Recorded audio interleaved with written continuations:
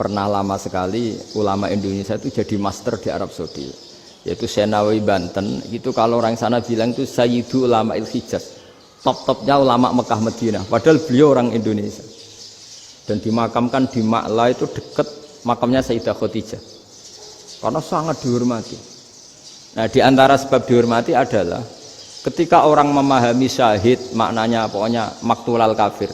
Syahid itu adalah orang yang kalau perang itu mati di medan perang. Itu Imam Nawawi merinci secara detail. Kalau dia perang supaya tujuannya mati syahid cepat ke surga, berarti dia nuruti hadzun nafsi, ingin cepat ke surga. Tapi dia lupa bahwa dia dengan terbunuh pasukan Islam berkurang kekuatannya. Maka syarat perang yang benar adalah ya ingin menang. Di mana-mana perang ya ilahi kalimatillah, supaya kalimat Allah itu menang, jangan ingin kalah. Soal dia mati takdir, tapi jangan ingin mati. Wah, itu terus dikagumi. Ternyata memang, oh iya ya, kalau pasukan Islam 10, kafir 10, kita ingin syahid, berarti ya kalau orang ingin syahid kan terus mungkin perangnya tidak hati-hati, main ngawur saja terus kalah mati. Sudah apa, kalon satu kan, terkurangi satu kan. Nah kalau semuanya 10 punya niat gitu, nah itu Senawawi. Senawawi itu orang yang begitu gampang nerangkan Quran. Bahkan ketika orang Arab kesulitan ngartikan famathaluhu kamathalil kalbi in tahmil alaihi yalhas aw tatrukhu yalhas. Orang Tomak itu ibarat kayak anjing. Anjing itu kamu kasih makan ya tetap melet, menjulur-julurkan lidahnya, kamu ndak ya ndak. Imam Nawawi ditanya, "Ma wajusibbi?" Lalu wajah tasbihnya di mana? Beliau menjawab, "Fit Tomak." Jadi anjing punya dua sifat yang berlawanan. Di bab ilmu dipuji, nggak ada hewan yang mudah menerima ilmu kayak apa? Anjing. Sehingga Quran mengistilahkan wa ma 'allamtum minal jawarihi mukallibin. Hewan yang mudah diajari itu oleh Quran dibahasakan sudah menganjing. Karena anjing adalah hewan yang paling mudah apa? Diajarin. Itu diakui oleh Quran wa ma 'allamtum minal jawarihi mukallibin. Tapi dia punya sifat yang sangat buruk sekali, yaitu nggak pernah puas. Makanya ketika Bal'am bin Ba'ura, ada tokoh yang kedonyan ya, itu kalau diistilahkan Quran walakinnahu akhlada ilal ardi wattaba'a hawa famathaluhu kamathalil kalbi in tahmil alaihi yalhas aw tatrukhu yalhas. Jadi anjing punya dua sifat yang berlawanan. Di bab ilmu dipuji karena paling mudah diajarin. Itu saya pernah ke Malaysia, diceritain sama polisi Malaysia. Anjing itu saking cerdasnya itu bisa deteksi CD palsu sama CD bajakan, asli sama bajakan. Itu kan nggak kebayang. Kalau narkoba mungkin masih ada bau khusus ya, atau mesiu atau bom masih ada bau khusus. Ini enggak. Anjing itu dilatih ngecek CD yang asli sama yang palsu. Oh itu kebablas itu pinternya itu. Itu harganya itu 1 miliar lebih, paling mahal. Jadi mungkin bisa deteksi ini dosen betul apa abal-abal itu bisa. Itu kiai betul apa kiai pesanan itu mungkin bisa. Itu saya punya kitab namanya Al-Hayawanul Kubro. Itu cerita prestasi-prestasi hewan. Itu yang berkuras-kuras sampai berjilid-jilid. Itu ya cerita anjing. Nggak ada hewan sebaik anjing. Di bab itu ya, di bab sampai ya tadi ada anjing yang sangat loyal sama majikannya. Loyalnya Masya Allah, sopannya Masya Allah. Anjing itu mbok lama berbakti sama sampean, nggak mau tidur di ruang tidurnya sampean, dia tetap tidur di luar. Corong Jawa nggak ngelama. Suatu saat si raja ini minum, wisata minum. Pas mau minum diterjang sama anjingnya sampai tumpah. Kecewanya raja ini itu karena selama ini anjingnya sopan sekali. Sekedar ganggu di ruangannya nggak pernah, malah ini mau minum, minuman yang disukai diterjang anjingnya tumpah. Marah kan anjingnya di mana? Ternyata apa? Minuman itu anjing ini tahu kalau minuman itu beracun, diracuni oleh musuhnya. Itu saking hebatnya anjing sampai ketika ngawal rajanya itu tidak sekedar ada penjahat atau maling. Bahkan trik-trik kayak minumannya diracun oleh orang lain itu anjingnya tahu. Sehingga pas mau diminum diterjang sampai terus supaya nggak keminum. Makanya Quran istilahkan anjing itu apa? Wa ma 'allamtum minal jawarihi mukallibin. Hewan piaraan yang kamu ajarin nanti sampai sepinter anjing. Makanya Ashabul Kahfi itu ketika ngajak anjing tadi, beliau tidur, anjing itu tidurnya bil wasit, wakal buhum basitun dzira'aihi bil wasit. Jadi dia tidur dalam posisi siaga. Loh coba anjing itu nggak pernah sekolah, karena dia posisi menjaga, tidurnya itu kayak siaga gini, bukan ngorok semadep ke atas terlentang, itu enggak. Andai kan dia tidur terlentang itu kan yang mau mengganggu kan, wah asune turu, itu enggak. Dia tidur posisi siaga, makanya disebut lawit tolak ta'alaihim lawalaita minhum firaron. Kalau kamu melihat anjing itu pasti lari karena dia posisi siap merekam. Jadi tidur tapi posisi siap merekam. Jadi matanya tetap terbelalak kayak siaga. Padahal itu enggak diperintah, ya dia memang punya nalar untuk itu. Ini disebut wa ma 'allamtum minal jawarihi mukallibin. Dan dalam teori modern juga gitu. Tapi dalam hukum Islam yang dianut mazhab Syafi'i itu anjing tetap najis. Ya sudah najis ya najis, tapi ada mazhab lain yang mengatakan tidak najis. Tapi tidak usah ngurmat anjing, geger nanti kalau rektor kampus punya anjing. Tapi ilmu itu bagus untuk kelangenan kadang. Andai kan tidak ada mazhab Malik, maka kita kesulitan menceritakan Ashabul Kahfi yang hewan piaraannya itu anjing. Tapi misalnya anjing disucikan, kita juga nanti susah menjelaskan hadis Nabi malaikat itu tidak masuk rumah yang di situ ada apa? Anjing. Maka ilmu itu, makanya kata Imam Sa'roni, sebagian ilmu itu memang kelangenan, tapi nggak boleh jadi praktek. Tapi harus ada. Misalnya begini, contoh paling gampang. Api dalam mazhab Syafi'i kan alat pensuci hanya dua, air dan tanah. Ya saya ulang lagi, air dan tanah, yaitu tanah untuk mensucikan najis anjing. Imam Abu Hanifah menambahkan api. Mazhab Syafi'i itu agak kesulitan ketika ada batu bata dibikin dari tanah-tanah yang bercampur kotoran. Mazhab Syafi'i akan kesulitan karena di situ ada najis yang jadi materinya bata. Hukumnya gimana kalau nanti dipakai masjid? Tapi barokahnya ada beberapa mazhab. Abu Hanifah mengatakan dan api.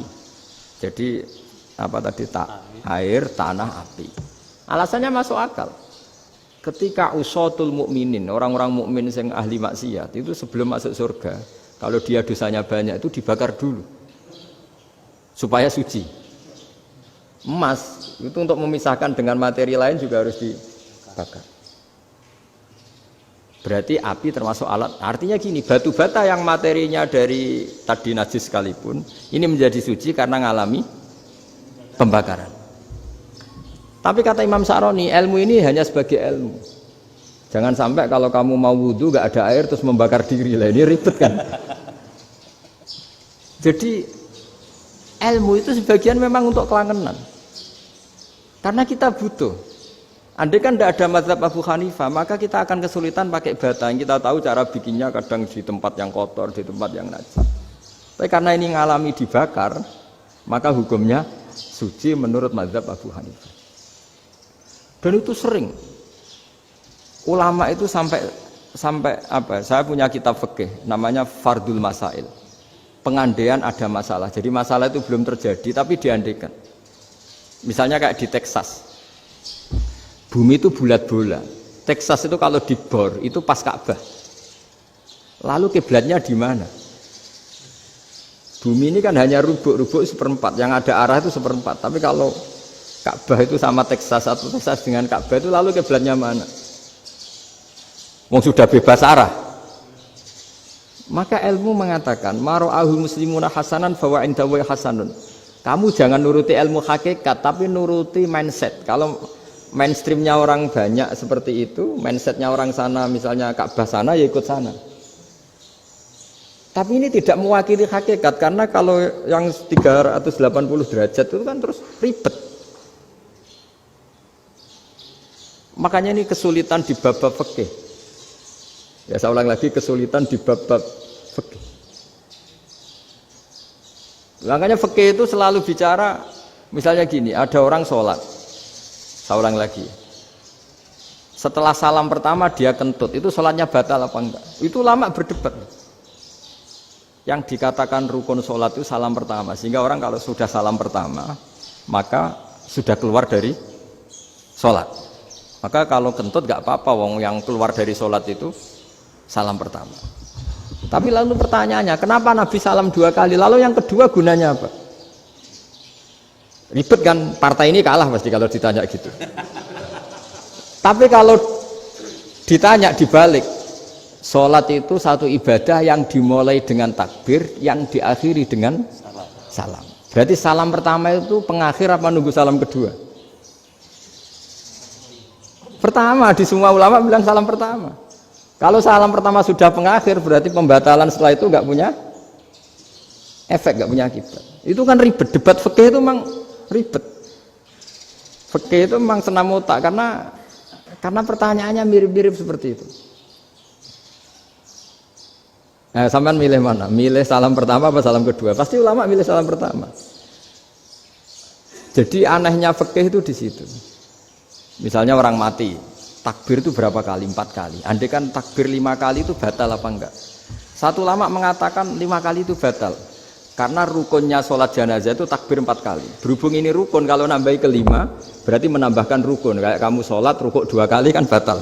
Sujud 3 kali, batal. Karena menambahkan apa? Rukun.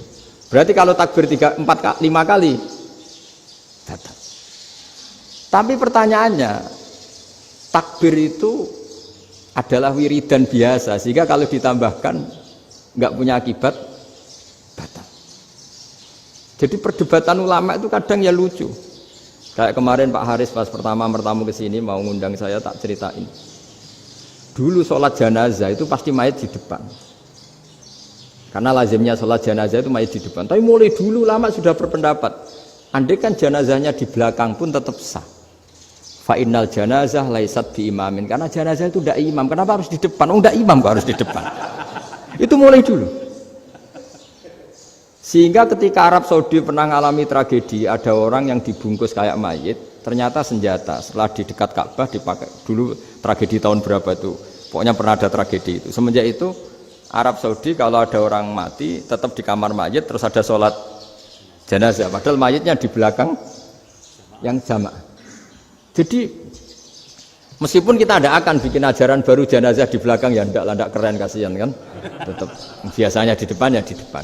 Tapi meskipun jenazah ini di depan, kita tetap berpendapat andai kan di belakang tetap sah, tapi nggak usah dipraktekkan. Nah, pentingnya ilmu ini begini. Saya misalnya di Rembang, boleh nggak nyolati ghaib jenazah yang di Surabaya? Boleh kan? Padahal yang kita solati di belakang. Jadi ilmu itu penting. Cocok tidak cocok, namanya ilmu itu penting. Terus ada gini lagi pertanyaan di fikih. Memang saya sengaja akan ngaji fikih. Kalau ngaji intelektualitas orang Muhammadiyah juara lah. Tapi ini ngaji fikih. Ada orang sarongnya itu pas sampai lutut. Kalau berdiri lututnya tertutup. Tapi nanti kalau ruko agak jengking lututnya terbuka. Itu batalnya nunggu ruko apa mulai takbir sudah batal? Padahal pasti nanti batal kalau ruko ini. Itu ada ulama yang mengatakan, ya batalnya nunggu ruko.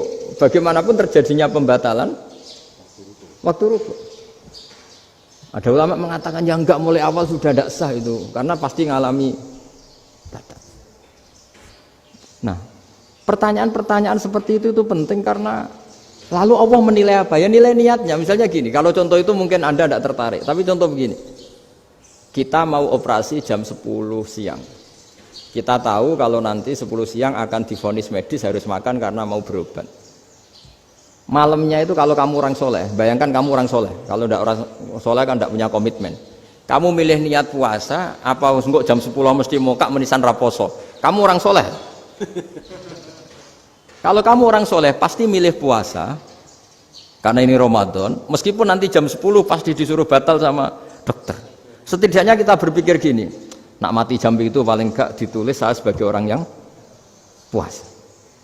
Jadi perasaannya orang soleh itu beda. Kalau orang kok sampean barang menisan raposo kok ya mesti.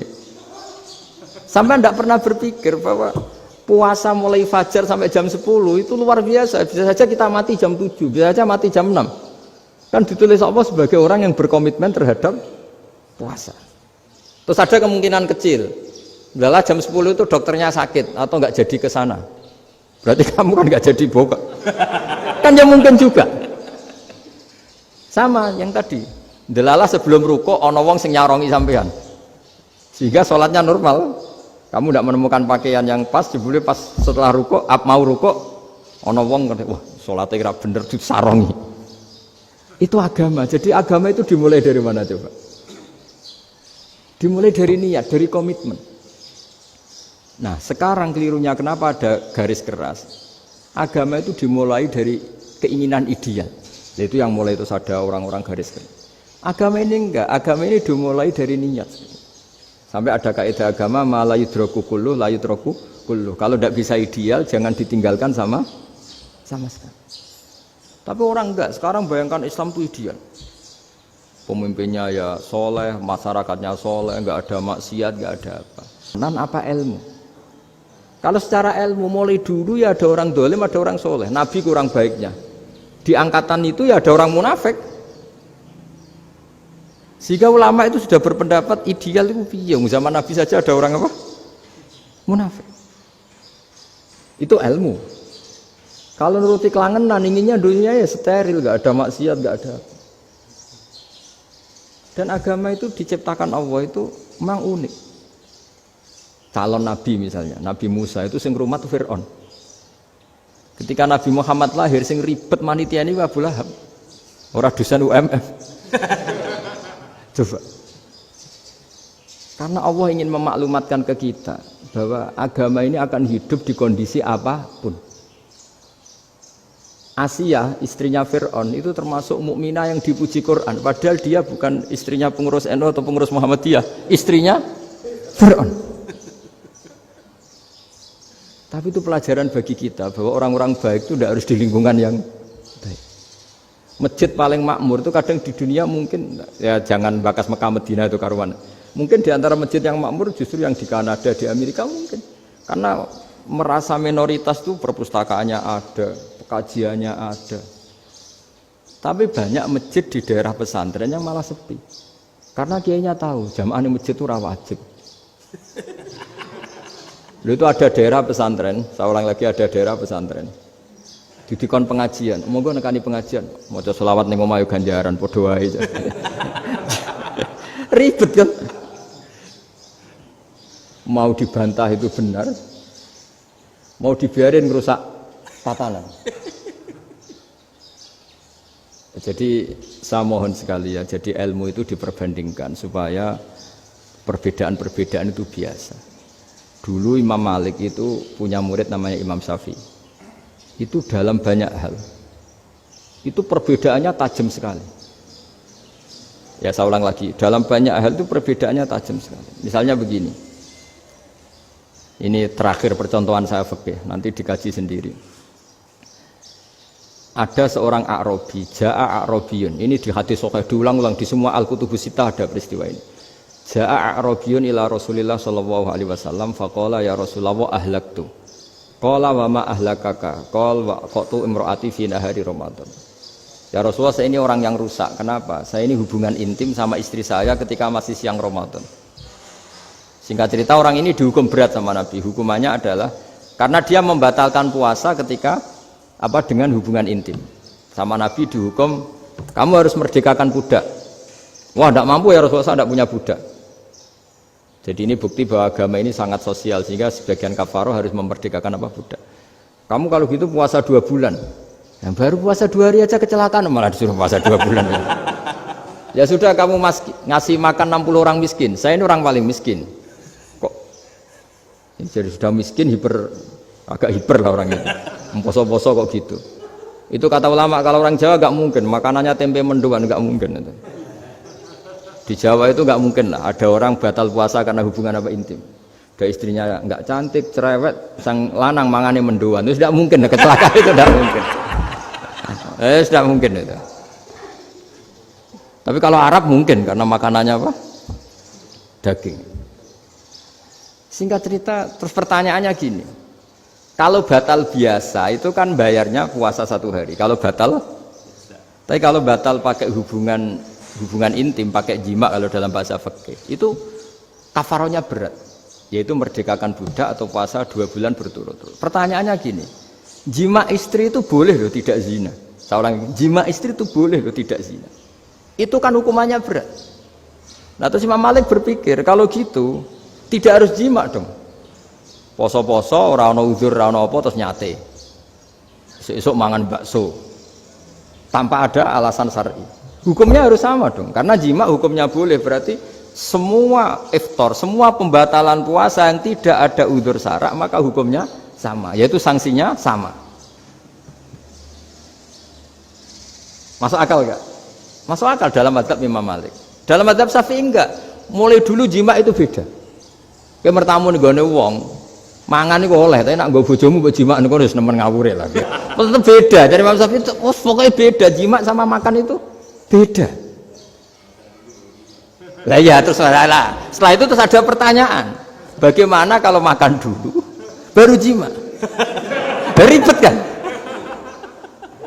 Makanya itu sampai dibabkan Kitabul Khilafil Fiqhi, bab merekayasa fikih.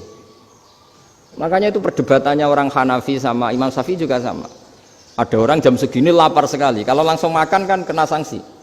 Ya pergi aja dulu, pura-pura ngaji ke Gus Bah gitu. Nanti kan jadi musafir kan? Wah itu sudah boleh itu kan? Padahal enggak. Memang dia pergi itu karena supaya bisa makan.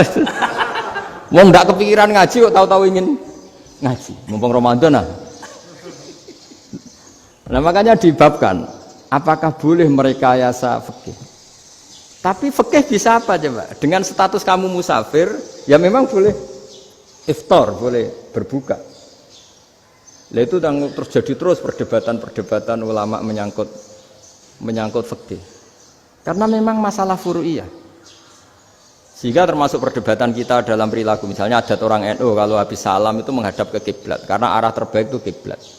Tapi sebagian orang Muhammadiyah atau mungkin semuanya menghadap ke makmum. Itu memang teks hadisnya itu kita yang meneliti hadis itu semua syarah itu berdebat. Nabi memuji kiblat itu arah terbaik, oke. Tapi di bab itu Nabi itu aqbala alaina, menghadap ke kita.